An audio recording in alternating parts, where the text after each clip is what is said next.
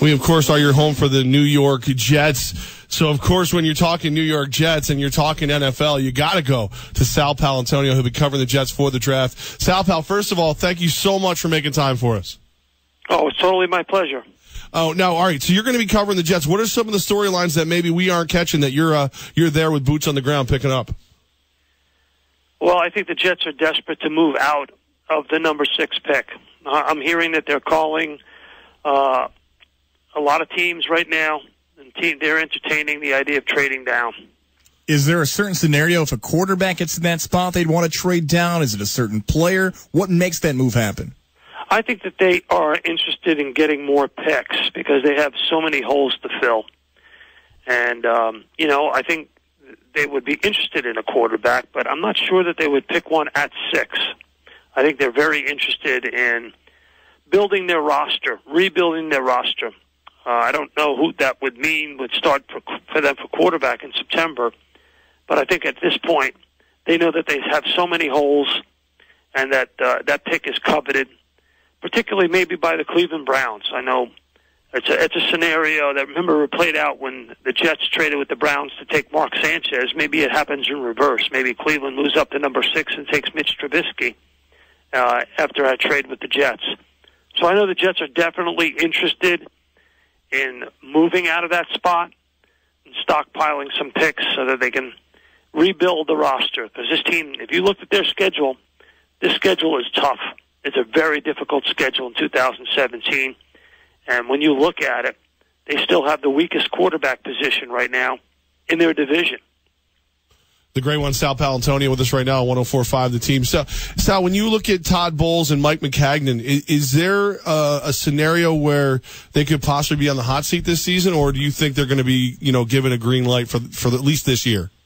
That's a big question. It's kind of premature to say that a general manager or a coach is on the hot seat when we're just talking about a couple of days away from being the draft, but it's a very legitimate question for this team. They underachieved last year. They drafted Christian Hackenberg 51st overall, and he is the first quarterback taken in the first or second round since Brian Braum in 2009, who did not play a single snap in his rookie season. I just got that note from Elias Sports Bureau. That's an unbelievable nugget of information. And if they do take a quarterback in the first round or in the second round, they're basically saying we made a mistake with Christian Hackenberg, and we can make the determination that it was a mistake even before he gets on the football field. I mean, you look at other teams that have taken quarterbacks in the second round or the third round, at least they gave him an opportunity and put him on the field before they drafted his eventual replacement, right? That's But true. in this particular case, it looks like they may be giving up on Hackenberg before he ever takes a snap. And for a guy picked 51st overall, that's an incredible indictment of GM Mike Maccagnan, in particular, who pushed Todd Bowles from behind the scenes, from what we were told, to take Christian Hackenberg, when Bowles certainly, who was a defensive-minded coach, would have wanted a defensive player with the 51st overall pick last year, knowing he had Geno Smith. Very interesting. So I think it's a legitimate question. It's a difficult one to answer. But you would think if they don't get the ship righted pretty quickly, and the way to do that is rebuild this roster, that, the ownership of the team is going to take a look at this, the way this team has been managed the last couple of years. Going forward, the New York Jets going to be interesting what happens in 2017. But one team that did give up on a first-round draft pick that moved on, and that's the Buffalo Bills from E.J. Manuel. Mitchell Trubisky's been rumored there. Deshaun Watson's been rumored there. But they brought back Tyrod Taylor. What do you see the Buffalo Bills doing in the first round? I think they got to go corner. I mean, they lost their best corner in free agency to a division rival. Sean McDermott's a defensive-minded coach. I know him very well. Was here in Philadelphia. Worked under Jim Johnson, the late, great Jim Johnson, the defensive coordinator who built the Eagles' defense for many years and went to the Super Bowl with Andy Reid. So McDermott is going to want a corner. He's going to want a safety. He's going to want a guy who's going to set the tone defensively for years to come. He wants a foundation player on defense, a Brian Dawkins type. McDermott was the defensive backs coach under Jim Johnson in Philadelphia. He was the one that coached up Brian Dawkins and made him from a good player to a great player. Of course, Brian Dawkins had tremendous skill. He was a second-round pick. He turned into a Hall of Fame player. I'm not suggesting they can get that guy, but I think the Buffalo Bills will look for defense, and I think they'll look for secondary help. Sal Paolantonio with us. So, Sal, it's funny. This year's draft, it seems like so many teams looking for that quarterback answer, but there may not be a lot of great answers out there. No, definitely not. I think it's a very weak quarterback class compared to others. But my view's a little bit different than everybody else. I would take Deshaun Watson over Mitch Trubisky. Deshaun Watson is a proven championship player with a higher level of college experience and success. He had 35 starts. Trubisky only had 13. So I just think in terms of experience and accomplishment and leadership on the field, Watson has already exhibited all of that.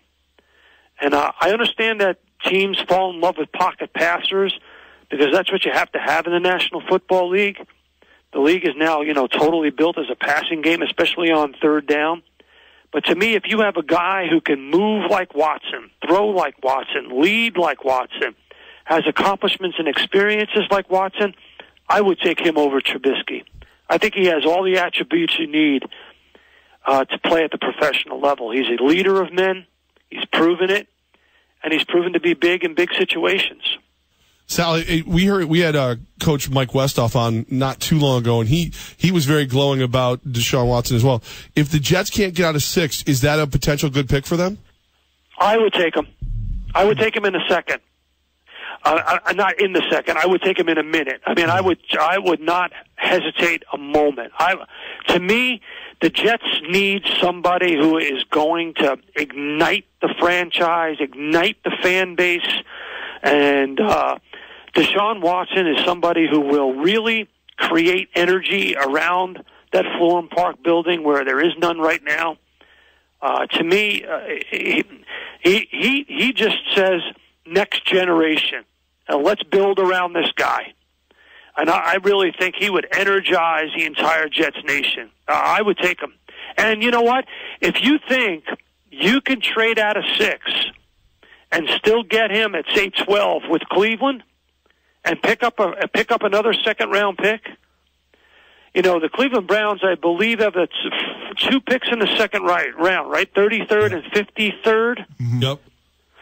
So if the Browns give you the 53rd pick and the 12th pick for the 6th pick, and you still think you can get Deshaun Watson at 6, man, that's a great draft. Yeah.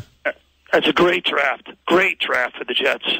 Sal, when are you coming back to the Capital Region? We know you got a little ties here to the Albany 518. When are we going to see you back up here? Oh, I got a lot of 518 ties. I have a daughter who's a lawyer up there. I've got another daughter who went to Skidmore College. My wife's from Clifton Park. My mother-in-law lives up in Clifton Park. In fact, we were just up there this weekend having a baby shower for one of my daughters. So I have a lot. Sister-in-law lives up there. I got a lot of friends up there. Love it. Love Saratoga County. And I started my newspaper career at the Albany Times-Union way back in the day. So I get up there all the time. Love it. Well, if there's ever anything we can do, help you get onto a golf course or whatever when you get here, you let us know when it's done. Yeah, you got our number now. You text us, you let us know. Beer might be on us next time. All right, that'd be great. Yeah, sounds good. Sal, you got us all geeked up for the draft. We appreciate you, and we're looking forward to watching your coverage. You know what? Here's what we'll do. After the Jets pick, on Thursday, the Jets pick on Thursday, why don't you guys give me a text on my cell phone, and we'll break it down. I'll be in Florham Park and doing live shots, and we'll break it down if you want to. We're doing our DC Pizza Draft War Room. You would be the star of the War Room, my friend. Appreciate it. You guys just text me and let me know, and we'll break it down, and I'll get you the latest right from Florham Park. Sal, you are the best, sir. Appreciate it. We'll talk again soon. Take care. All right, bye now.